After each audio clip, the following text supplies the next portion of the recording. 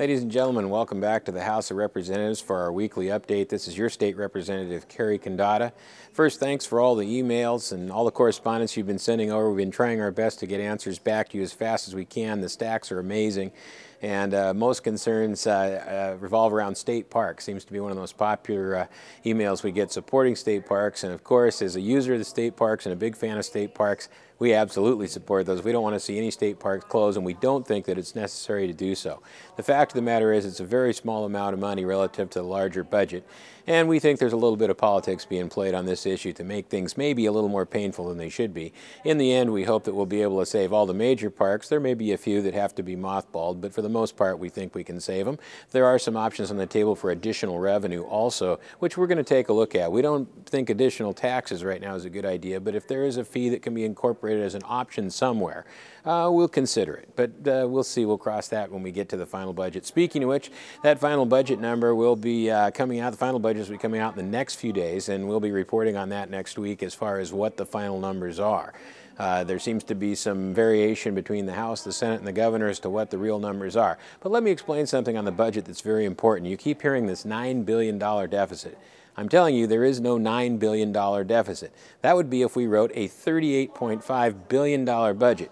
Now, just to reiterate where we were, $23 billion just a few years ago, $34 billion in the last round, and now somewhere around $31, $32 billion. So we're really about $2 billion probably short of where we were last time for the next 2 years. But the fact is the revenue is actually up. Revenue is just barely above where it was in the last biennium.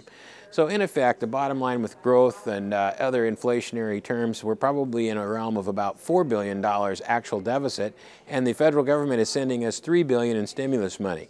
So in real sense, we are not that far off, and we should not have to have too many draconian cuts, as they like to say. We should be able to prioritize and have a fairly balanced budget, albeit with some of the frills and perks not available. But certainly no reason to close state parks given the numbers that we've seen so far. More information on that later. What concerns me most right now is some of the policy moves that are happening. Earlier this year, we allowed additional benefits to unemployed workers. That was an agreement to also reduce some load on our small businesses, to take some of the tax load off because they'd overpaid for some time. The fact is now that there seems to be a backing up on that. There seems to be a change in feeling that we need to increase taxes on small business to provide even higher benefits. Folks, this simply will create more unemployment. As taxes go up and business costs increase, you have to lay off people. Trust me, I know. So the fact of the matter is we're trying to keep that bill intact. We'll be letting you know in the next week or so how that goes. But it's tied in with several other programs now and other bills. The retro bill, the gag order bill, and of course at the national level the card check bill, which we have now heard is actually been put on hold. The fact is, folks, every one of these is designed to run an agenda. If you look at the gag order bill, it silences employers from talking about unionization. The card check bill silences employees from talking about unionization or having a choice or a vote. It just says if 50% of the people sign up in your company, you're now automatically unionized. So you've silenced employers, you've silenced employees.